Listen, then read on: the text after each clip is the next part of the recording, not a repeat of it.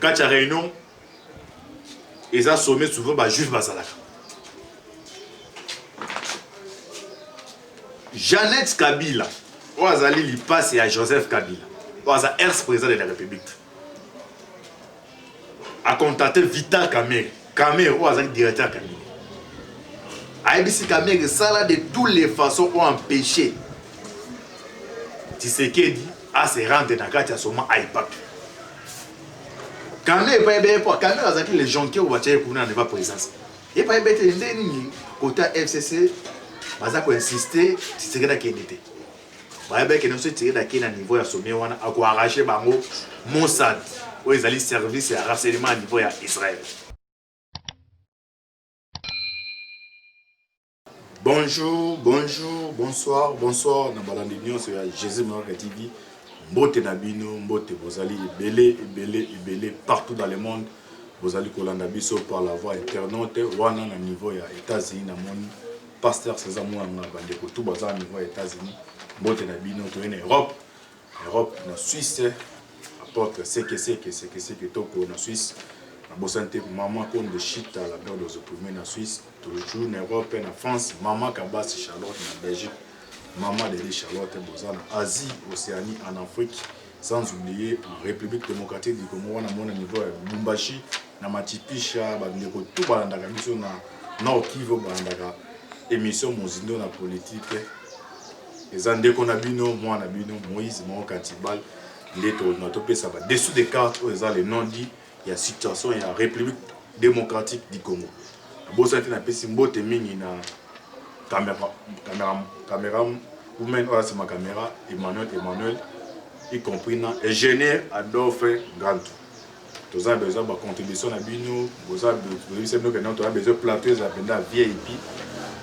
avec $1 na bino au benga numéro je sais comment que ba komi wana bengi avec contribution et permettre dans un plateau more spécial de bozo benga 14 na je sais comment que mais moi image ça flouté donc condition tout ça là awa tout ça tout ça là au gavena il faut faire ça mais comme bolingi chaîne soit émission na bino bozindo na politique et ils ont na condition bande comme ça monde au salema avec votre contribution permettre améliorer mon salaire. Alors, si je te le là, ou soit témoin sur la mission de Awa, ezali ba révélation des dessous des cartes où ils ont se passer en République démocratique du Congo. Dessous des cartes en mode ezali ni. Ezana ba émissaire. Ba comment Awa banda 2017. Baza logé dans ndako ya Jeannette à niveau ya Gombi. Nous sommes partout dans le monde. Vous avez vidéo partagez Antibal à ça la fort et cause à mon avance pour nous permettre de nous informer en temps réel.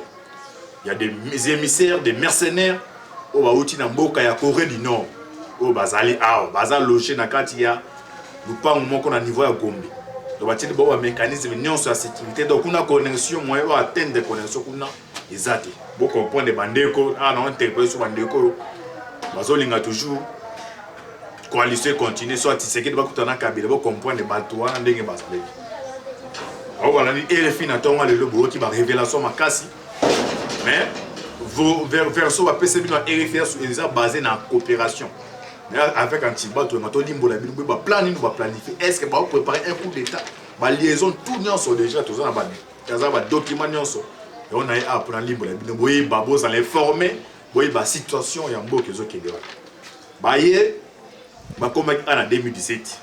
Même si c'est bien que non, Kabila a télé c'est que des plans. Yako effacé. Premier plan, ils ont qui a éliminé physiquement. Donc soit ma bêtier massas, soit ma avion de ando sala pan, bo remarquer un azu pouvoir abando voyager na avion Kabila.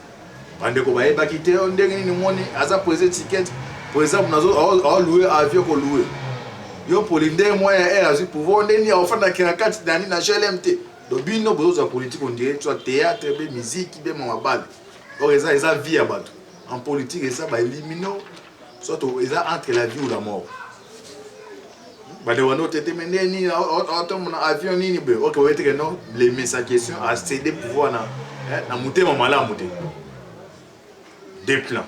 Plan liboso, élimination physique. Va tenter plus de 4 fois. Et c'est imité raté. Maintenant, ce qu'on va a volé, va destituer. Parce que, dans le cas de l'Afrique, bon, ce qui s'est passé à niveau Mali. Un petit coup de temps, mais la déclaration à Libanda tout baza contre. Et puis dans ce monde là, IBK on a présent Malé c'est ça.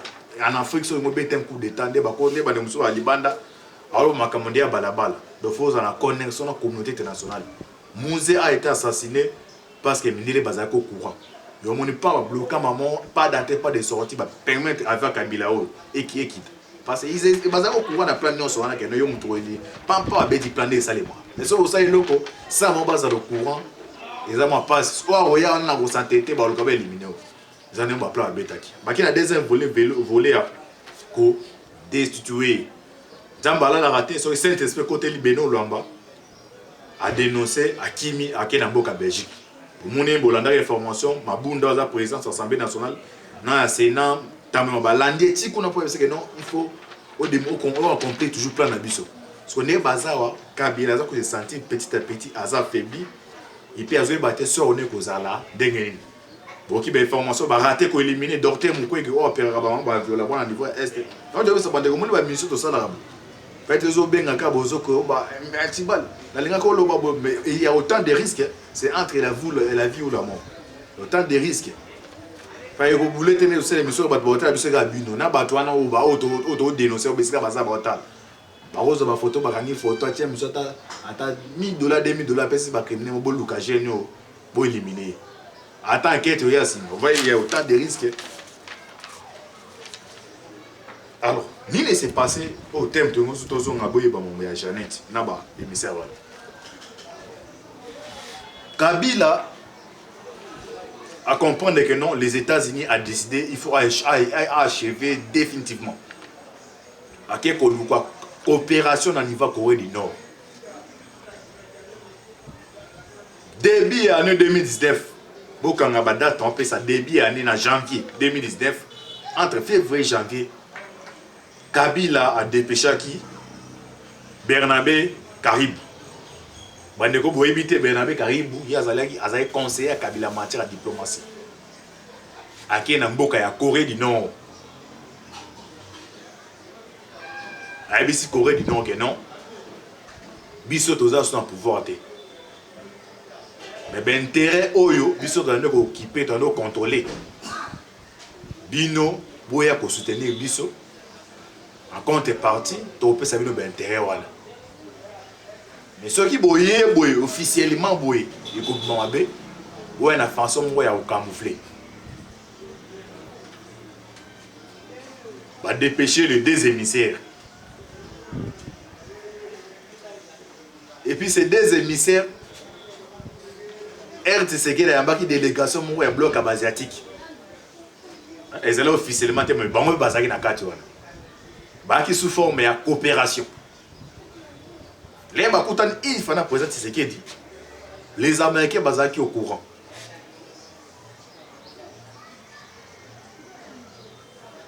Kabila, Ozomona Obande Kobola, Nangai Kabila, Ozomona Joseph. Et Sika Zaki Moussika. Donc, c'est sa question sur la population qui est VT. Mais les autres, mais 10 quoi dans le pouvoir. À se préparer d'une manière tout. Une fois ces émissaires, beaucoup de temps pour être ce qu'il dit. Les Américains vont informer que non, il faut faire très attention à Batouana. Les mêmes jours, les Sénégalais parlent de Lukaïba et l'autre Nino Batouana Baeko Sala, Nakatia RDC. À l'époque, toujours, beaucoup en 2019, Tshisekedi et Kabila ont coopéré dans Mossad. Mossad est un service à renseignement aux Israël. Le service le plus d'eau, ils ont ma casse dans le monde. Il y a même à ça la rivalité centrale internationale agence ou avec CIA, FBI, va coopérer ensemble.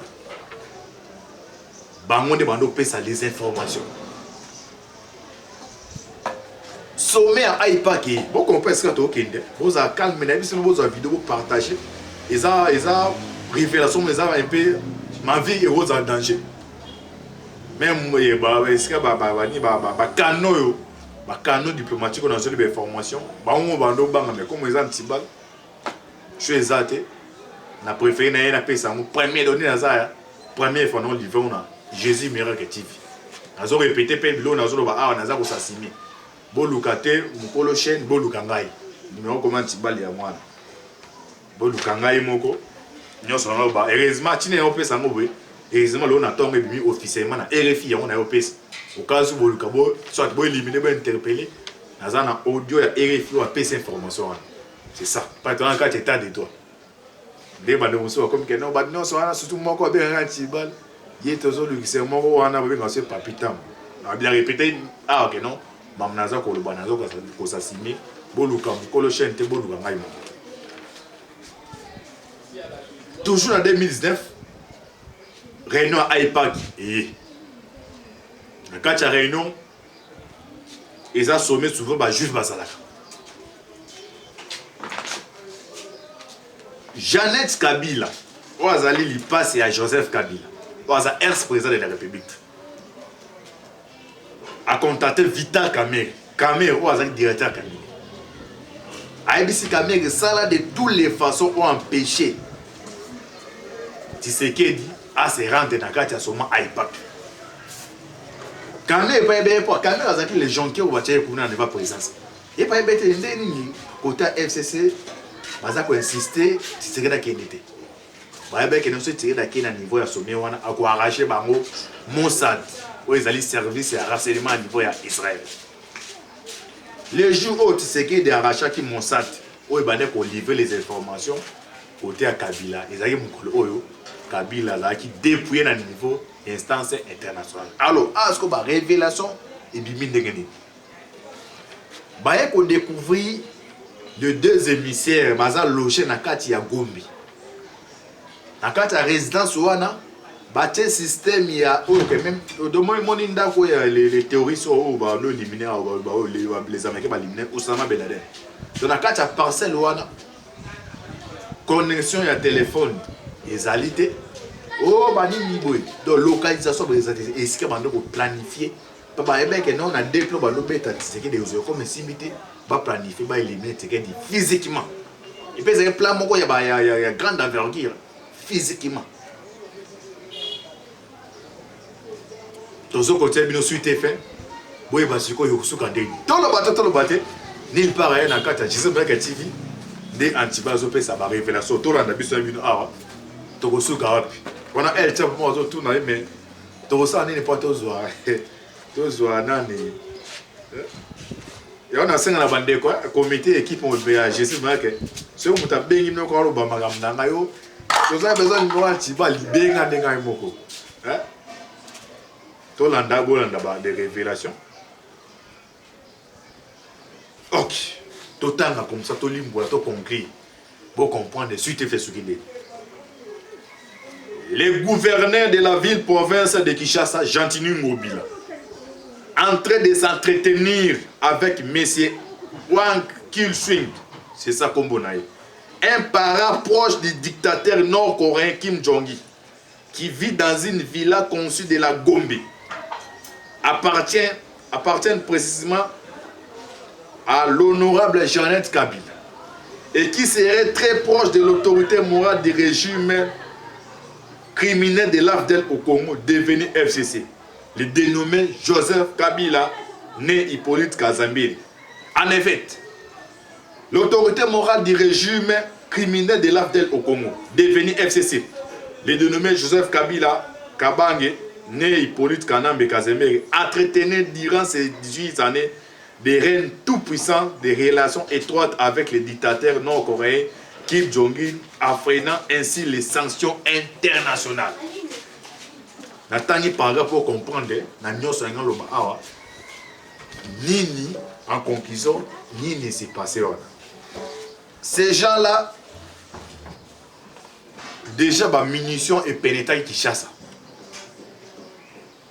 Les jours où il y a des conflits qui chassent, et ça jour où il y a des militaires qui chassent. Le visa qui décide. site aéroport na site ya Gombe. Heureusement, à la toute dernière minute, à travers ma canot au niveau de l'ambassade des États-Unis, va livrer les informations dans CNS,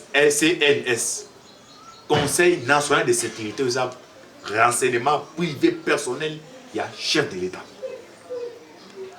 Les informations vont livrer Bazalaki en connivence avec M.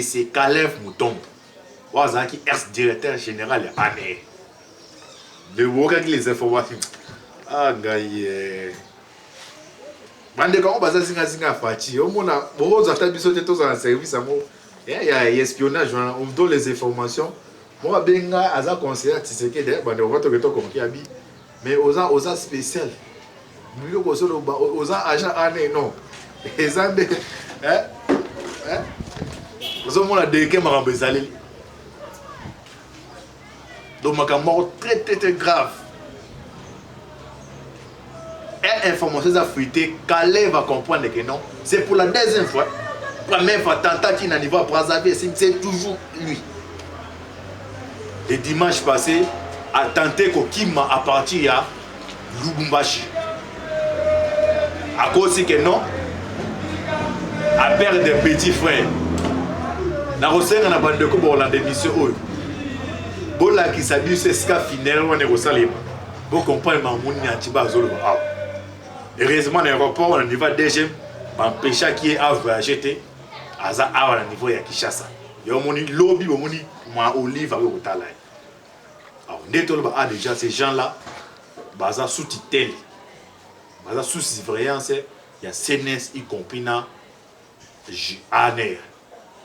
N'a pas informé bino peut-être ba niente na bon ba plan na ba sali comme ils ont déjà déjoué ba ko planifier ou exploser et on a une équipement pour na personne ba dessous des cartes bon autant bon na ba chaîne de bon dans nulle part ailleurs bon en dessous des cartes on a préféré na bandango na pesa directement à niveau je sais manque et puis on a monté de Emmanuel frère Emmanuel azwa vidéo a bois kango on sait même Chito là la bouton le yote à bois kango pour nous permettre de informer pour vous partager pour comprendre des situations où ça s'est passé actuellement dans la République démocratique du Congo.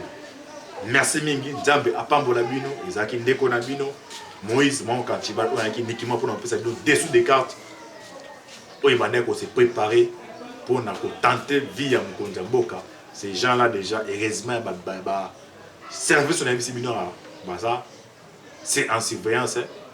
Nzambe apambola bino bo prier makasi pour na biso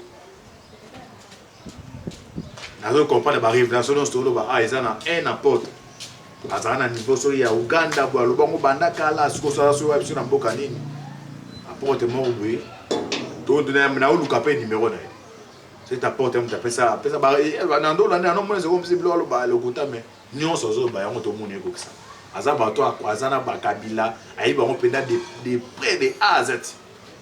Même que ça pour y avoir le cas, ça les photos Lukaï. Porte on a dans une amboka Norvège, mais tout Lukaï. De apam pour la vie non. Et là on a bête à ce qui nous unit est plus fort que ce qui nous divise. Ce qui nous unit, c'est la République démocratique du Congo. Ce qui nous unit, c'est la RDC. Et là on divise, pardon, ce qui nous divise, c'est le tribalisme. Ce qui n'a pas de connaissance, tous les tribus esclaves tous se mettent d'accord. Les Égyptiens ont envoyé comme on est tout bien d'accord. Nzambe apambo la bino pour partager vidéo. Merci Soumini ingénieur Adolphe Mandou. Nzambe azana bino affaire à suivre. Ciao.